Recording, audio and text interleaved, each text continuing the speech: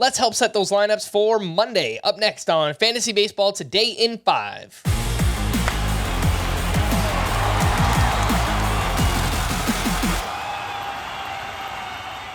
Welcome into FBT in 5 on Saturday, July 15th. I am Frank Sample, joined by Scott White, and let's get into our Week 17 preview. These are for those who just set their lineup this weekend, and now you need to set your lineup again on Monday. 2-star pitchers, Scott, you've got 4 names written down here. Yes, I do. We're going to start with Domingo Germán, who's right at the cutoff, 80% rostered. His first start is at the Angels, but his second start is against the Royals. So if he can get through that first start, things should really be good for him to end the week. Volatile pitcher, obviously. In 2 of his last 3 starts, he's allowed a combined 1 hit, but then the one in between was a disaster. High swinging strike rate. I think because that second matchup is so favorable, I'll see the glass half full on Domingo Germán. Bryan Wu has been great since getting roughed up in his major league debut. A lot of the underlying numbers look good for him too, and his matchups this week against the Twins and the Blue Jays, they don't sound that favorable, but if you look at where those teams rank in terms of runs scored, they're actually better than you think, the matchups. The Twins are 24th in runs scored. The Blue Jays are 13th. So solid week for Bryan Wu, solid matchups. Wade Miley, much further down the list here for me. This is probably just a points league recommendation. At Philadelphia versus Atlanta. Tough matchups. Certainly the Atlanta one is for Miley. But he's looked good since coming off the IL. His velocity on his pitches is way up, like a couple miles per hour. And the results have been good. The outings have just been short. I think if you're looking to cram an extra start in there, he makes for a decent choice. And this one's also probably restricted to points leagues. Matt Manning. Don't have a lot of faith in the skill set, but he has pitched well of late at Kansas City versus San Diego. Those are 2 good matchups. Hey, Matt Manning contributed to a combined no-hitter, Scott. Give that man his credit. Nice. I agree with you. He's mostly a deep league play at this point. Single start streamers. We've got 6 names written down here. Lots of games next week, so there are some pretty good matchups out there. Who you got? I have got Aaron Civale at Pittsburgh. Gotta like that matchup. Civale's been pitching great of late, and he's been the sort of pitcher that fantasy analysts have been in and out on over the years, and I don't think the upside is anything to write home about, but in 9 starts this year, 2.56 ERA, 1.06 ERA. So no harm in running him out there at Pittsburgh.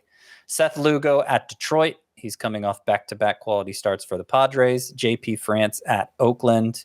Obviously, that's a great matchup, and he's gotten results. I don't totally buy it, but the A's have a AAA lineup, so I don't worry about it. With that matchup, Miles Michaelis against the Marlins. That's a fine matchup. He's pretty volatile, but when he's pitching well, he tends to go 6-7 innings. That's what you're looking for in a streamer pitcher. Kyle Hendricks. Not going to get any strikeouts from him, but in points league, if you're just, hurting to get an extra option in your lineup, Kyle Hendricks is facing the Nationals. Michael Lorenzen at Kansas City.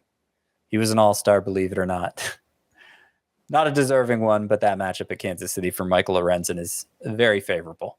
All right, let's slide over to the hitters. The best hitter matchups for Week 17. We have the Astros, who play 2 games in Coors Field. The Giants, Tigers, Cubs, and the Reds. The worst hitter matchups, Blue Jays, Mariners, Twins, White Sox, and the Guardians. With that being said, Scott, your favorite sleeper hitters for next week? Yeah, the Astros, you said, have 2 games at Coors Field. Their other 4 games are at Oakland. That pitching staff. So might as well be Coors Field, right? Yes. Hard to recommend an Astros hitter, but I'll go ahead and start with that. Near the bottom of the list here is Mauricio Dubon, Jose Altuve's replacement, both at second base and at the top of the lineup.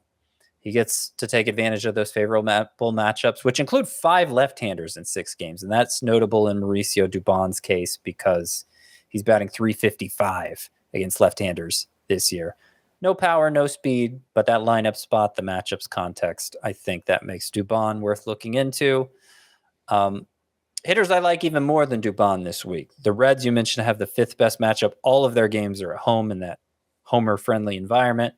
Jake Fraley, TJ Friedel, Joey Votto, I think all make for great starts. Fraley's he sits against left-handers, but you'd be amazed how productive he's been in spite of that.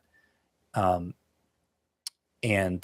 only 2 lefties on the schedule this week. Anyway, Friedel, of course, bats leadoff against righties, giving you average, giving you stolen bases. And Joey Votto's just shown a lot of power since coming off the IL. Hopefully that continues. I think with this week's matchup, there's a good chance. Riley Green recently returned from the IL. The Tigers have the 3rd best matchups, as you mentioned, 4 games at Kansas City, and that pitching staff. Riley Green probably shouldn't be as available as he is, but take advantage while he is, especially with these matchups. For the Marlins, who are facing the Cardinals and Rockies pitching staffs this week, you got Bryan De La Cruz, who appears on this list a lot. You also have Garrett Cooper, who was hot leading up to the break and is playing every day for the Marlins. Only 24% rostered. Jared Duran was one of the hottest hitters before the break and seems to have reemerged as the Red Sox leadoff hitter. And also Seiya Suzuki for the Cubs, who have the 4th best matchup. 4 of their 7 games are against left-handed pitchers. Seiya Suzuki batting .319 against lefties. All right, we're going to wrap there. For more extensive fantasy baseball coverage, listen to the Fantasy Baseball Today podcast on Spotify, Apple Podcasts, the Audacy app, or anywhere else podcasts are found. Thanks for listening to Fantasy Baseball Today in 5, and we'll be back again next week. Bye-bye.